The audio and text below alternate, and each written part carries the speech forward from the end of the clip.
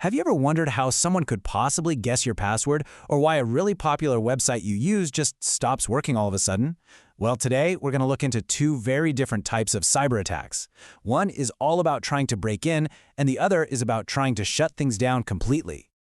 So here's what we're going to cover. First, we'll dive into brute force attacks. That's the password guessing one. Then we'll look at denial of service attacks, which overload systems.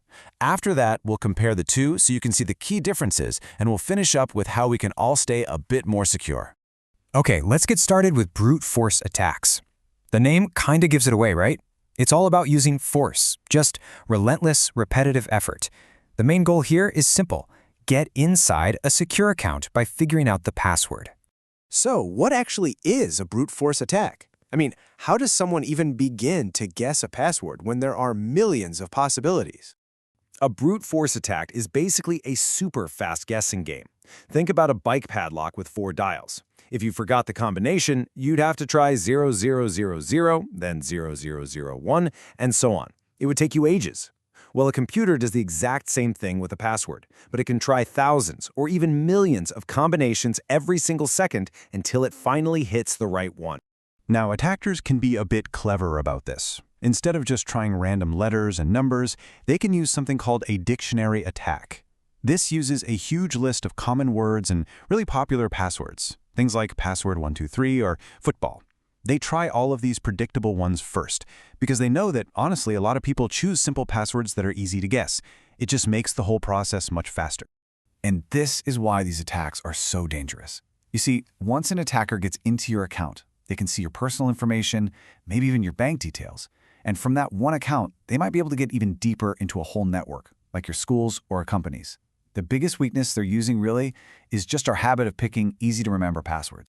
So how do systems fight back? Well, they use layers of security. The first one is down to us. We need to use strong passwords with a mix of letters, numbers, and symbols. Then websites add their own protection.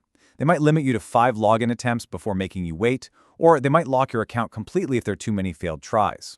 But the best defense is something called two-factor authentication, or 2FA. That's when you need a second code, usually from an app on your phone, to log in. An attacker just isn't going to have that. All right, let's switch gears and look at a totally different type of attack. This one isn't about trying to break into a system, it's much simpler. It's about shutting it down. We call this a denial of service attack. A denial of service, or DoS attack for short, isn't trying to steal anything. Its only goal is to cause chaos. Imagine you're in the school canteen queue, but one person at the front is asking the server endless questions and holding everyone up. Nobody else can get their lunch. A DoS attack is just like that. It floods a website server with so many fake requests that it gets completely overwhelmed and can't respond to any real users. The website either grinds to a halt or crashes altogether. Now, a distributed denial of service, or DDoS attack, is that same idea on a massive scale. So instead of one person holding up the canteen queue, imagine a huge organized mob of people all swarming every single till at exactly the same time. A DDoS attack uses a network of thousands of infected computers, sometimes called a botnet, that have been secretly taken over. Then the attacker tells all of them to send requests to one website at the same time.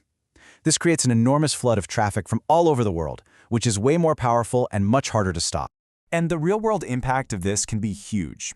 For a business, if your website is offline, you're losing money, and customers might start to think you're unreliable. It really damages their reputation. And for us as users, it's just frustrating.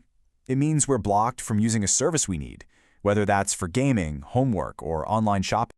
So how do you defend against the flood of traffic like that? Well, it's all about managing it. Systems use things like firewalls to try and filter out all the fake requests. They can also use rate limiting, which is basically a rule that says only a certain number of requests can come from one place at a time. A lot of big companies also use special cloud services that are designed to spot these unusual traffic patterns and just absorb the massive flood of data. So we've looked at two very different attacks. Let's just put them side by side to make sure we've really got the key difference between what they're trying to do. Okay, here's the simplest way to remember it. Brute force attacks are all about getting access. They target passwords because they want to get inside something. On the other hand, DDoS attacks are about stopping availability. They target the service itself to lock everyone else out. Think of it like this. A brute force attack is like a burglar trying to pick a lock, while a DDoS attack is like a huge crowd blocking the front door so nobody can get in or out. All right, let's wrap this up with the most important ideas to remember for how we can stay secure from these kinds of threats. So, to sum up, for brute force attacks, your best defense is always going to start with a strong, unique password and using those extra layers of security like 2FA. For DoS and DDoS attacks, it's all about controlling and watching the traffic to spot and block those floods. Really, good security is about two things: trying to prevent attacks from happening in the first place and being able to spot them quickly when they do. So, next time a website you're using is really slow, or you get an email alert about a strange login attempt on one of your accounts, just have a think about what could be going on behind the scenes. Knowing the difference between an attack trying to get in and one trying to shut things down is a really important first step to being smarter and safer online.